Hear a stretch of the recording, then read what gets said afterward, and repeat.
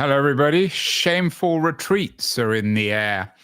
Chuck Schumer, the head of the Democrats in the Senate, has angered younger Democrats for his supposed shameful retreat on the shutdown. A lot of people are very, very angry with him, including, in particular, Alexandra Ocasio-Cortez, AOC, who is the leader of the Young Democrats, perhaps to the left of Schumer.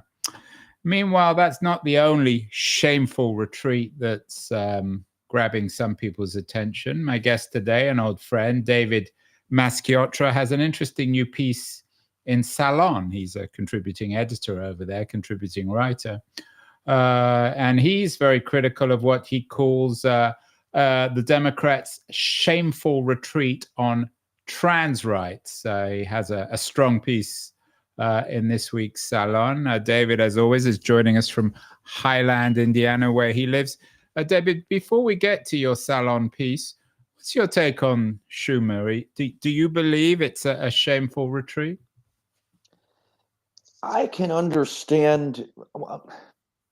Schumer's been obsequious for months now, and rather pathetic in his lack of fire, or lack of protest, lack of outrage over Trump's dismantlement of the civil service, of social services, and even of some of the pillars of democracy. So this joins a pattern of surrender.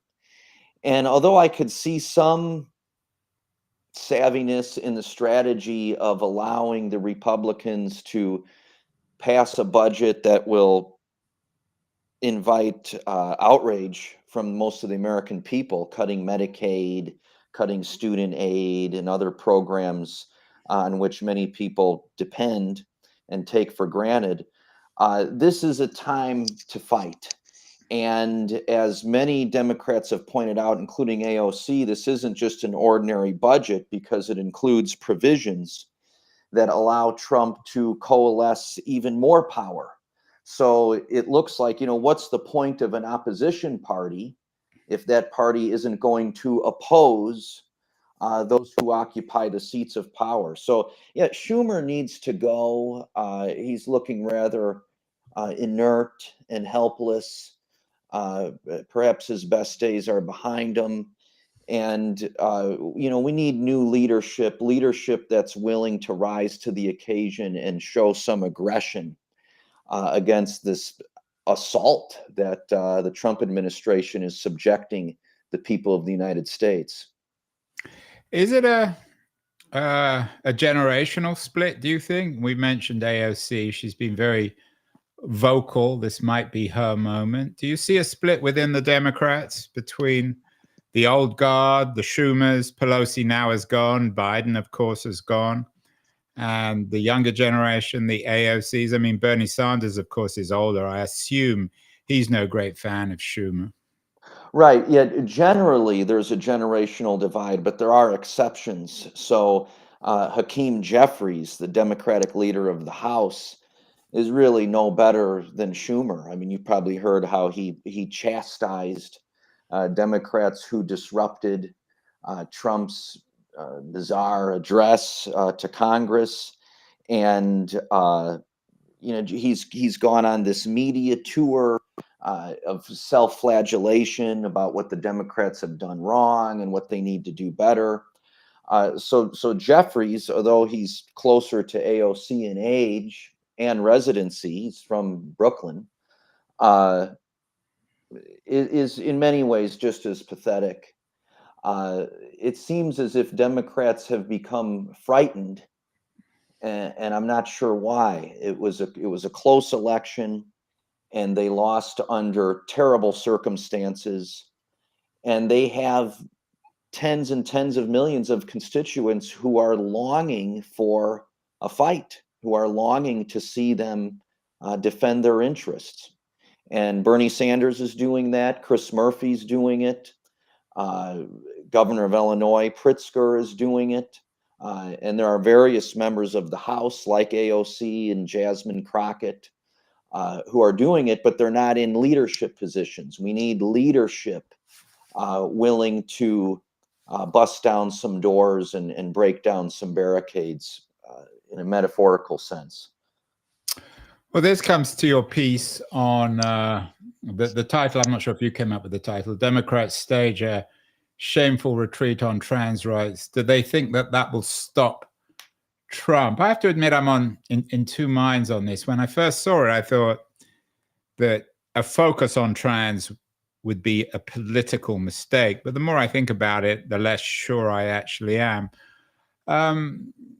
Where are you coming at this from, David? Why did you particularly focus on trans rights as opposed to there's so many other issues you could focus on? I mean, there's a full frontal assault by Trump and the MAGA movement on democracy, on individual rights, on foreign policy, on so much else that's going on in the world. Well, first of all, my focus was somewhat responsive to the inordinate focus that the right wingers running on the toxic fumes of Christian fundamentalism have devoted to the issue. 41% of Trump's ads in the campaign targeted transgender Americans, trafficking in slander and stereotypes. State governments across the country. Let's repeat that. I had no idea on that, David. 40. So you mean 4 out of? Is that just within the content, or is that more than 4 out of 10 of the Republican ads focused on the issue of trans rights? Well, not Republican ads, but Trump ads. So right, I'm not sure about senators and governors, but Trump ads. So 4 out of 10 of the Trump ads prioritize the issue of trans, right? Yes, yes. So they're, to put it mildly, fetishizing this. Exactly. And then Democrats have had a disproportional focus on it as explanatory of their defeat. So there are a number of Democratic Congress people and consultants. Yeah, you list them in the piece, including, surprise, surprise, Gavin Newsom and Rahm Emanuel. So they're all saying that this is the reason we lost, because a few years ago we supported human rights for everyone with the application toward transgender men and women. And I decided to write about this for two reasons in response to your question. First of all, to return to that phrase, human rights for everyone, civil rights for everybody, should remain non-negotiable elements of the Democratic Party platform, certainly of a progressive political agenda. But then also... But hold on, David, before you get to that. Yeah.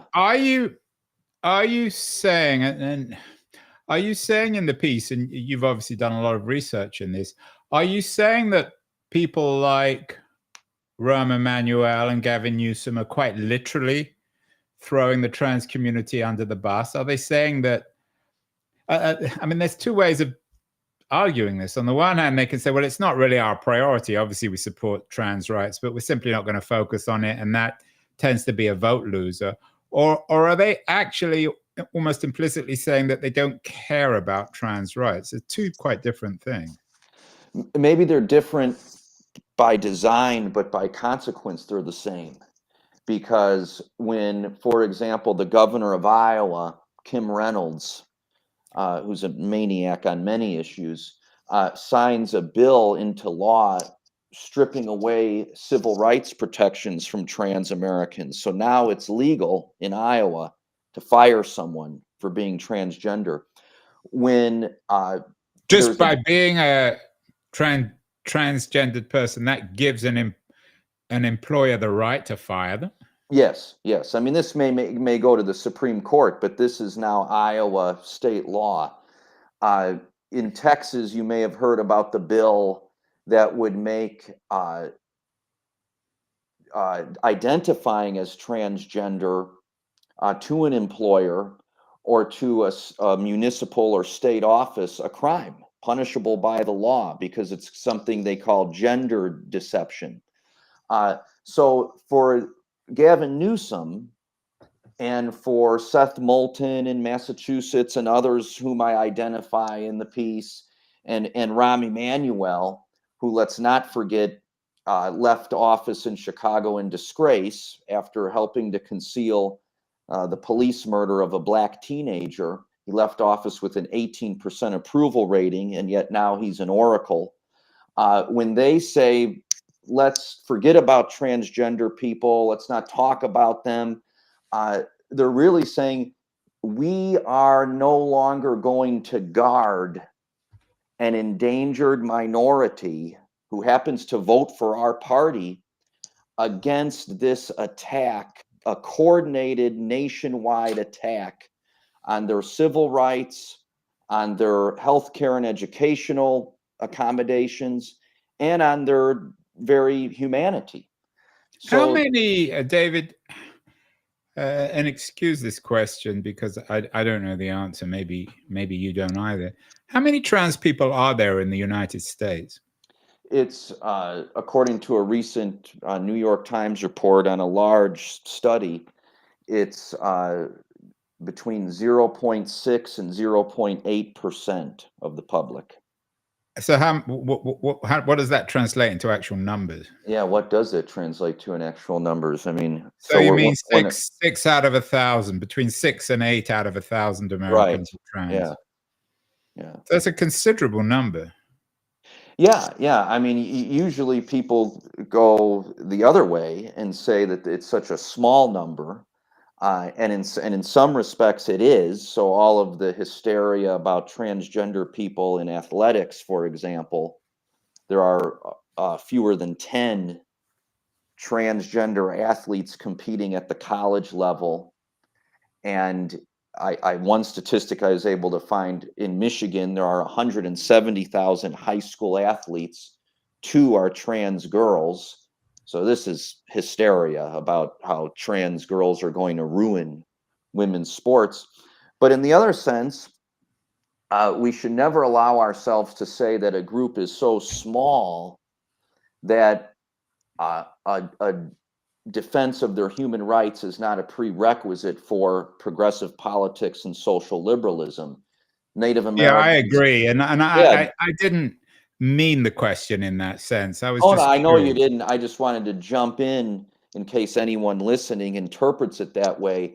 I mean, Native Americans constitute only 1% of the population. Jews only 2%, and yet we have to defend the rights of everyone. And yeah, I mean, I'm doing some multitasking here.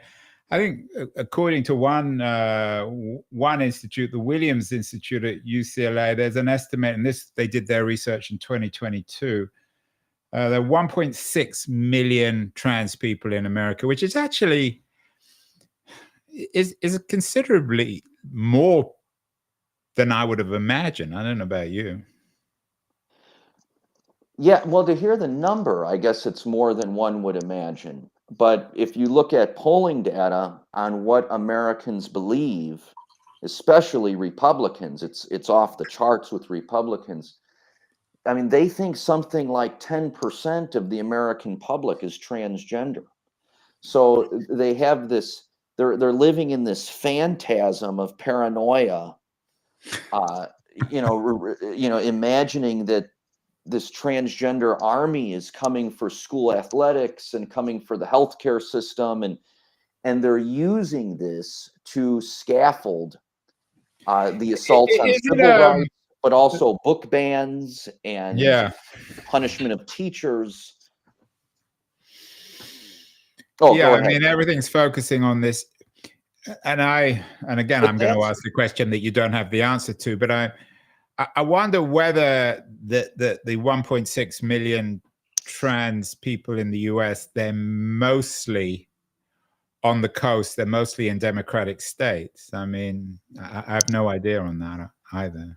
That would stand. I don't have an answer, so this is baseless speculation. And presumably they will be anyway, whatever happens, because if places like Iowa start taking away fundamental civil rights from trans people, then they really Yeah, have most no aren't going option to but to stay in Des move. Moines, right? I So mean, yeah, you go it from would Des stand to Moines, reason yeah. that.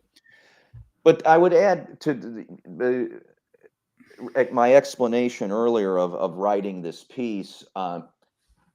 One also has to learn and have some awareness of how the revolt against LGBTQ acceptance is an umbrella under which there are many unattractive forces operating in tandem. So we have Christian nationalism, which combines the far right elements of the Vatican with evangelical Christianity.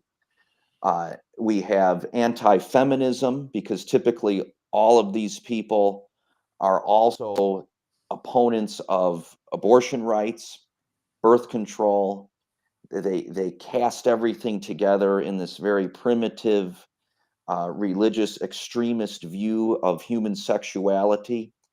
And then also anti-intellectualism, where we get the book bans and the assaults on education under the guise of supposedly protecting children from knowledge and even protecting young adults from knowledge of transgender existence. And that demonstrates an authoritarian impulse. So all of this goes together, and the right wingers are very clever and very effective at using their bigotry towards transgender people as a populist wedge issue, and then uh, advancing all the other parts of the agenda behind it. And that's Yeah, what it's we're interesting already that seeing. we've done a number of shows in the past on gay marriage, for example, which became an issue that went from being unthinkable and unacceptable for almost everyone, certainly within the Republican, but also within the Democratic Party, to being accepted by everybody in the space of a few years. I wonder what it is about the trans issue that triggers such paranoia, particularly amongst conservatives. Is it the Christian element of fiddling with our biology, literally, or so to speak? Yeah, I think that's it. If you look at the statements that the Vatican has put out about this and some of the leading evangelical organizations, there is the accusation that trans people or people who identify as non-binary and the liberals who accept it are playing God, that they're replacing God's, natural law Mm, of the gender binary with this creative and satanic rearrangement. And a lot of this, of course, is highly projective. So when you have the Vatican putting out statements about protecting children from the transgender menace, I mean, one doesn't know whether to laugh or cry, given that it's well documented that the Vatican has overseen the protection of thousands of pedophiles yeah, over the speaking past of several decades. playing God, I'm not sure if you Right. saw the Oscar film Conclave, I which did. which in part is about a powerful bishop who also is trans, or in part. So it's quite a radical film. In a way, it's a shame that that movie didn't win the Oscar for Best Movie of the Year. It would be a nice statement from Hollywood. Yeah, and I certainly thought it was a better made film than Honora. And actually, looking at the numbers now, the numbers are so weird. Another number from USA Facts suggests that 2.3 million Americans identify themselves as transgender. So there's I guess, the biological reality, David, and then there's perception. I mean, is there a difference between the two? Well, now, I mean, I don't know how comfortable I would feel We commenting can do on. it with me. I don't mind. No, I'm I not just mean asking you to come out as trans. no. I just mean that I'm not aware of. Some of this is beyond my purview because I'm not trans. But I'm sure that there's some difference between those who are actually taking medical steps to live as transgender people and those who are still in the stage of mere personal and social identification. David, do you think that I have some friends with trans kids, and they've been subjected, if that's the right word, to some very painful debates about what they can and can't allow their children, sometimes as young as 13 or 14, to do. Was there or is there a need for some sort of correction on the trans issue? It's such a controversial one. We know J.K. Rowling got involved in it, and it brings out so much intolerance and anger and misunderstanding on all sides. Well, people who, my heart goes out to people who have transgender children. As we were talking before we went on air, my wife and I don't have any children. So, I mean, in some way, that's something that I can't fully understand. But I think that the acceptance, one hopes that we actually start to experience a growing acceptance of transgender teenagers and adults, brings with it some new questions and some new sources of puzzlement. And one of those is how to handle the medical issue. It's something that requires more study and more discovery and more inquiry. But I would suggest that the approach that my state government here in Indiana has taken, which is an outright prohibition on gender affirmative care, is precisely the wrong one because it takes the decision-making power away from those parents, away from their doctors, and by fiat gives it to a government that knows nothing about the lives of these people. So, whatever solution we end up devising to some of these complex, thorny issues, I would hope and advocate for a process of deliberation that promotes medical expertise and the experience of those actually enduring the transition or taking on the transition, as opposed to some Republican politicians who are under the influence of some preachers' ravings in the church or on the radio. David, Gavin Newsom has actually been on this show a couple of times a few years ago, but he's not on today, and he's busy with other stuff. Michelle Goldberg wrote a piece recently in the Times. What on earth is Gavin Newsom doing? She was actually commenting on his decision to invite Steve Bannon onto his podcast.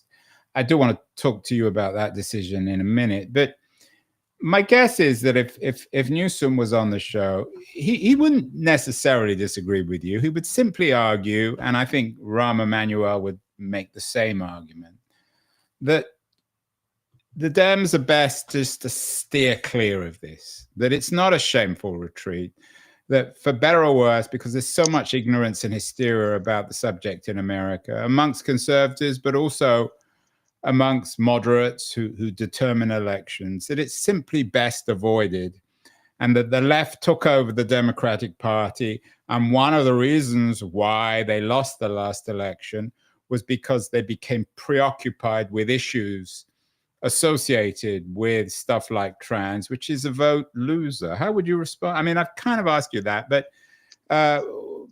more in a full frontal sense, what would you say to Newsom if he came on the show and said that?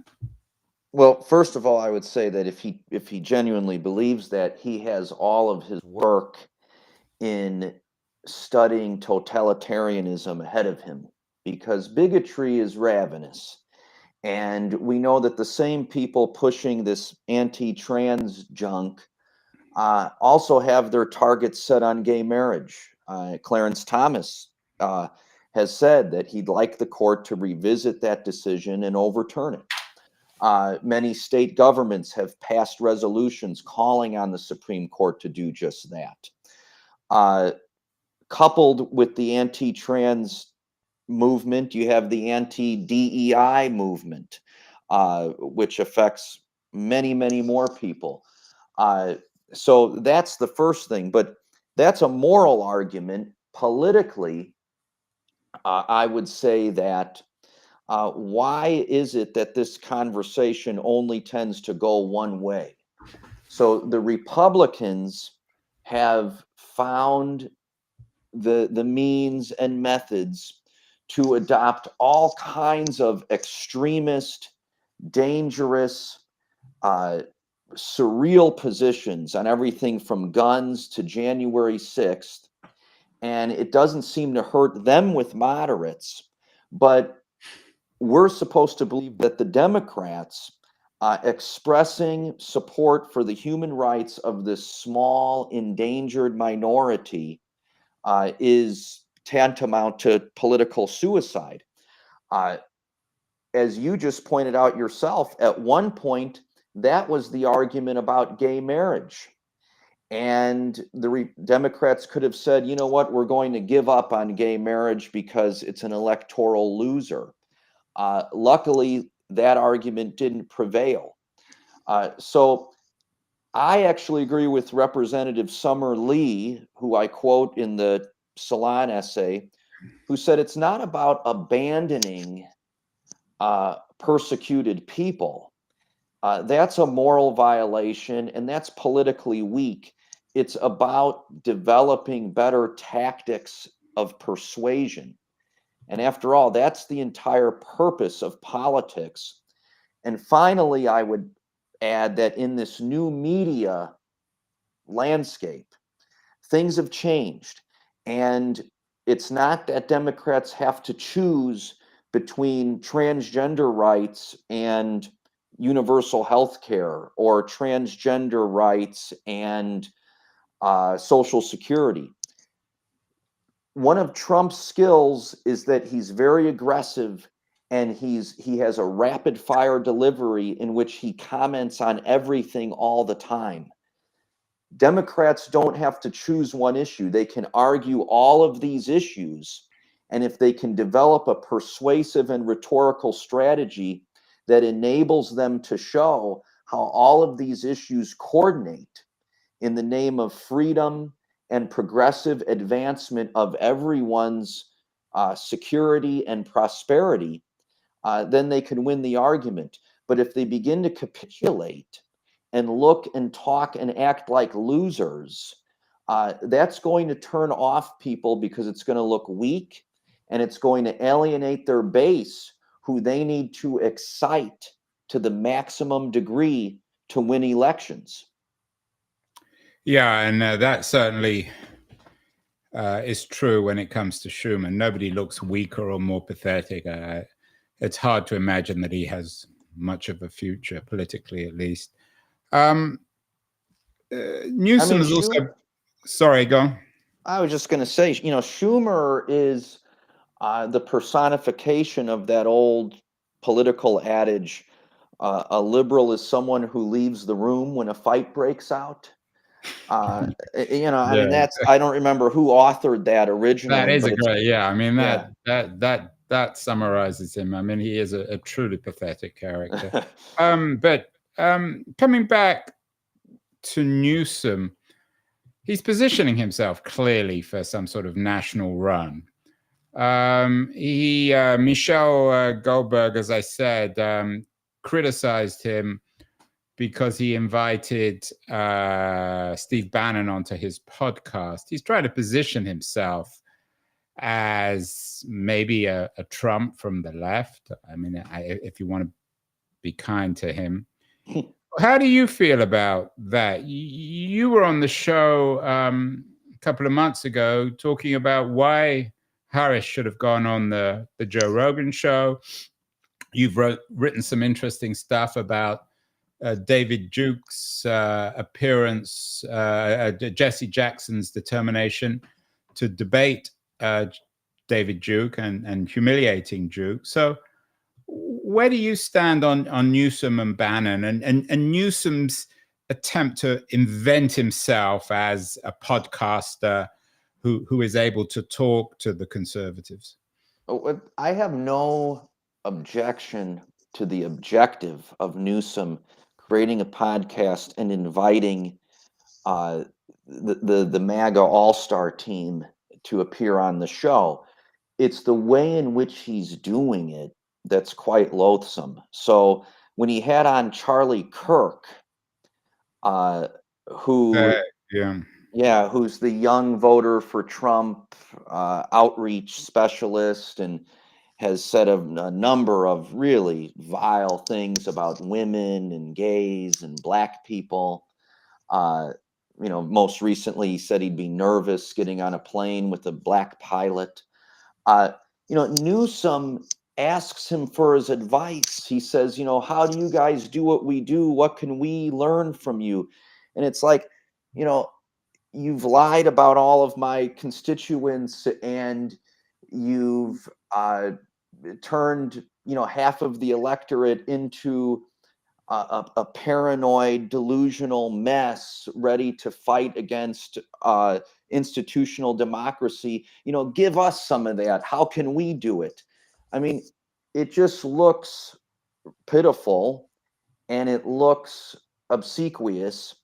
And the key word, when I wrote about Jesse Jackson debating Duke, the key word in your summary of that is humiliate. Jackson ended up humiliating Duke. Newsom, by allowing Bannon, as another example, to state that the 2020 election was stolen with no challenge, no riposte, ends up humiliating himself. And again, there is an appetite right now for Democratic voters to see leaders rise to the challenge and fight. If Newsom was inviting these people on a shared platform and taking them to task, not just lecturing and screaming at them, because then no one would come on, but debating them in a very aggressive and tough way, rather than agreeing with them, asking for their advice, and allowing their lies to go unchecked and unchallenged, he would ingratiate himself to voters. But instead, he's turning people off. We don't want capitulation. We want confrontation. Intelligent confrontation. Yes, intelligent confrontation. Like I said, not screaming and if you go back, and we won't redo the previous episode of the show, but if somebody reads what I wrote about Jackson with Duke, or even watches the video for themselves, they'll see that's exactly what Jackson did. He sat quietly, allowed Duke to speak, and then methodically dismantled his racist paranoia and prejudice. That's what we should see right now from Newsom.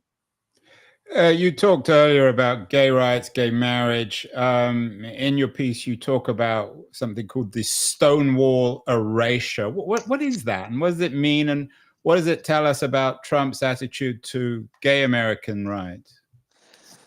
Well, it's not so much about gays. It's more about the transgender piece of it.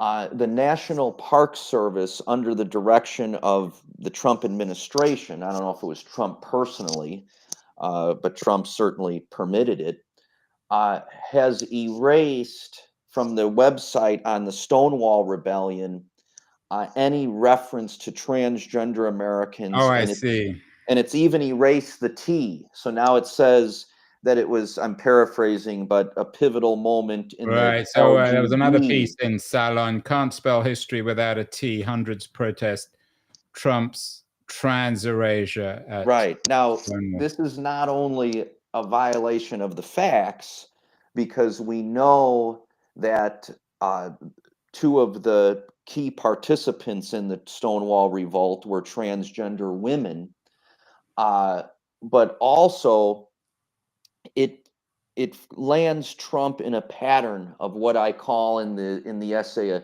totalitarian termination of knowledge. And I quote, it's a bit cliched to quote him, but it was a perfect opportunity. I quote George Orwell's description in his novel 1984 of the memory hole. Trump's trying to drop, Trump and his supporters, these religious extremists who surround him, are trying to drop transgender history into the memory hole.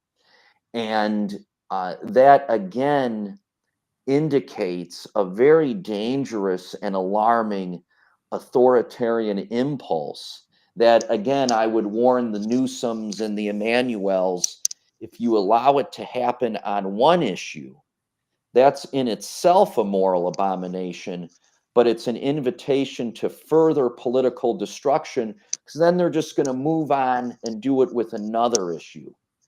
Shannon Parker, who's the CEO of a transgender-led social service agency or nonprofit in Chicago, recently compared it to a menu in a restaurant and said that trans people are the first course. And once this crowd gets through with the first course, they're going to move on to the next course. And we know that's how bigots and autocrats and religious extremists always operate. I mean, one need only take one history course to learn that right. that And is as you the said, script. I'm quoting you here. I hadn't heard this term. Bigotry is ravenous, and the first course doesn't satiate anyone's Yeah, it doesn't hunger. It just satisfy. adds to the hunger. So, So yeah, yeah, and you end the next piece we're going to by have saying gay. that and I'm quoting you, bigotry is not only menacing, it's also ravenous and contagious. Anyone who believes that theocratic Republicans will stop at trans people is delusional. I wonder who is standing up to the Trump people on the trans issue. Lot of stories about Maine. There was that interaction between Trump and the Maine governor, which went viral. I know that there's a Maine lawmaker now who is suing the House Speaker over a censure for a post on transgender athletes. Is the real resistance to this coming from the states, David? Perhaps it is, and there's an inspiring and hopeful story, or I should say, hope engendering story out of Montana recently. Perhaps you heard that Montana had two bills on its legislative floor aimed at transgender people. One had to do with the schools, one had to do with civil protections more broadly. And as you can imagine, Montana's state house is dominated by Republicans. So they initially had the votes, but a number of Democrats stood up, including two transgender women who, by some miracle, are in the Montana state government. They stood up and gave these brilliant speeches about how the passage of these bills would create many calamities, and it's morally wrong.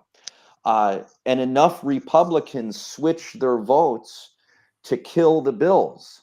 So that shows the power of persuasion, and that our democracy can still work, and that resistance is not futile.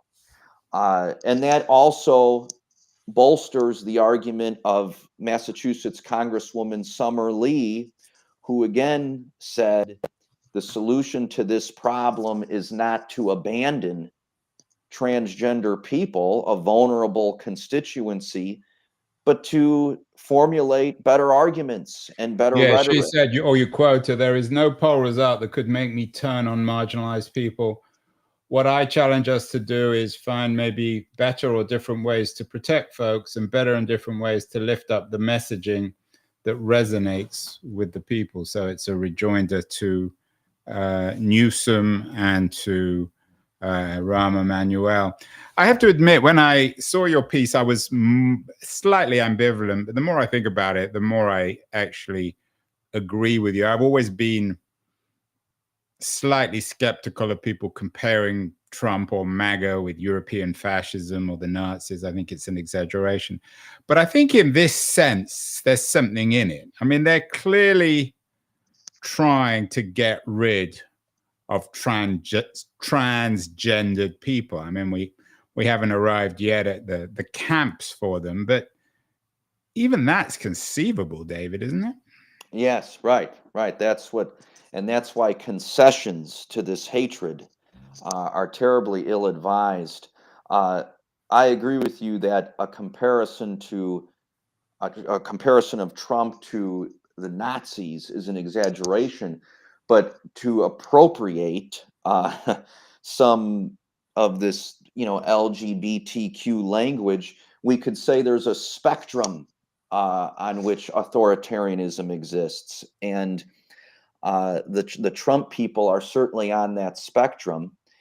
And I'm glad that I've persuaded you on the issue. I mean, sometimes as a writer, as you know, you feel like you're shouting into a void.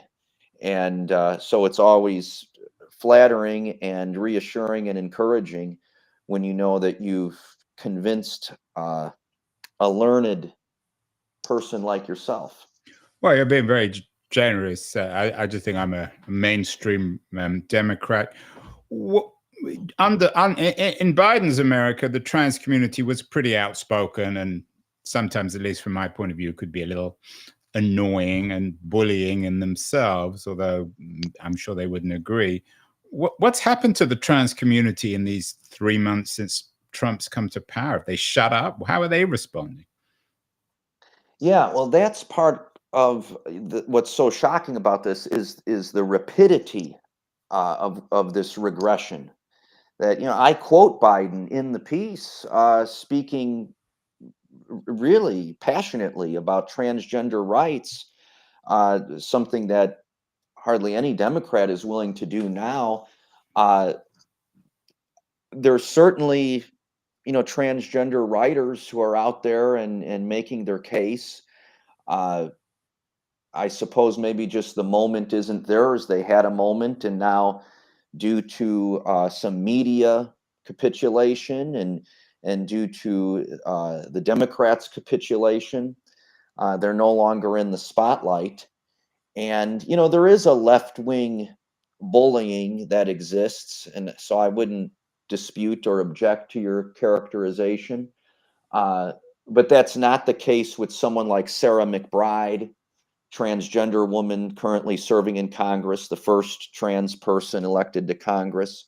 That's not the case with someone like Masha Gessen, who's a brilliant transgender writer, often for the New Yorker and the New York Times.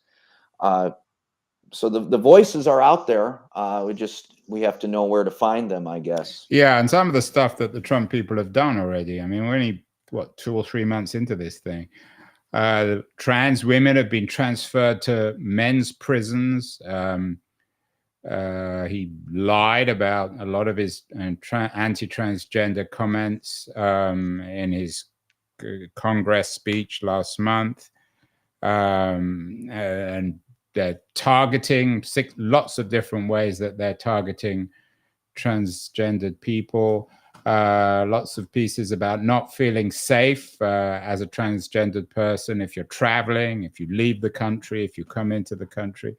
So there are chilling reminders, if not of fascism, certainly of the nastiest kind of authoritarianism, David, isn't there?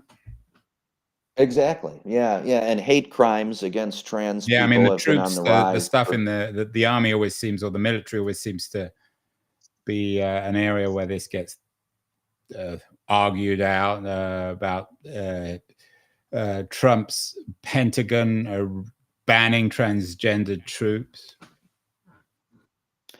And then there's just so many absurdities as well. I mean, Trump in his State of the Union referred to a CDC program to make mice transgender, when in reality it's transgenic, which is an experiment done on mice to, in my understanding, inject them with viruses and things of that nature to see how their immune systems respond.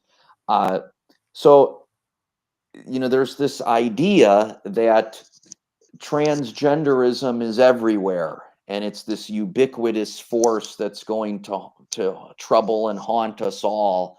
And that too shows shades of authoritarianism, even fascism, this exaggeration of a threat. So therefore, those who want to assault those people can adopt a defensive posture. Well, we're defending against the threat. We're not the threat. So, the Trump mice example shows the idiocy at work in some of this. But, Gore Vidal once said, "I love stupidity. It excites me." This is exciting in a way that is also cause for great concern. Yeah, and you're convincing me even more, because it'd be one thing for the Trump people to come out explicitly against African Americans or gay people, who make up a much larger minority, tens of millions of people, as opposed to the 1 million trans people. And one can imagine in the masterful way that Trump does media, that he would suddenly announce that they are setting up camps to protect trans people. Yeah, I mean, you could see this living in this phantasm makes anything possible. Yeah, I mean, that's Orwellian. And you wake up one morning and you're at war with TransAsia, the next morning you're at war with somebody else. Right. That's exactly it. And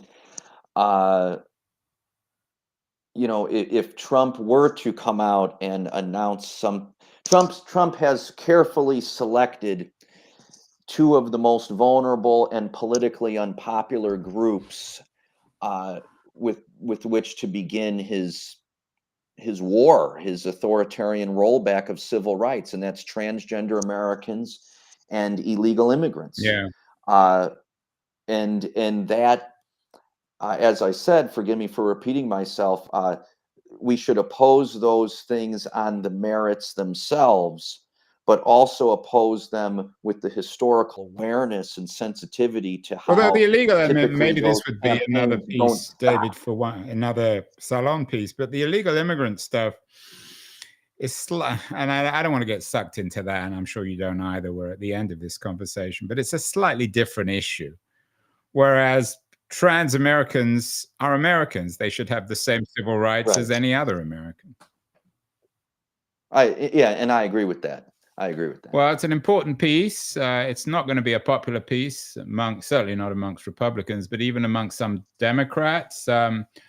David Masciotra argues that the Dems have staged a shameful retreat on trans rights. I think, in retrospect, I wasn't convinced when I first read it and saw it, but I think he's right. You have to stand up for yourself. You have to draw a line in the sand, and the Democrats need to do that. Clearly, Chuck Schumer isn't, so maybe we need to rely on younger Democrats like AOC. We will see. Lots more to discuss, David. This story, for better or worse, is only just beginning. As always, great to have you on the show. Great that you're bravely writing these sorts of pieces, which aren't necessarily going to make you particularly popular. Stay well, stay safe, David. Keep on writing and telling the truth. We need you. And we'll talk again in the not too distant future. Thank you so much. Thank you, Andrew. It's a pleasure as always.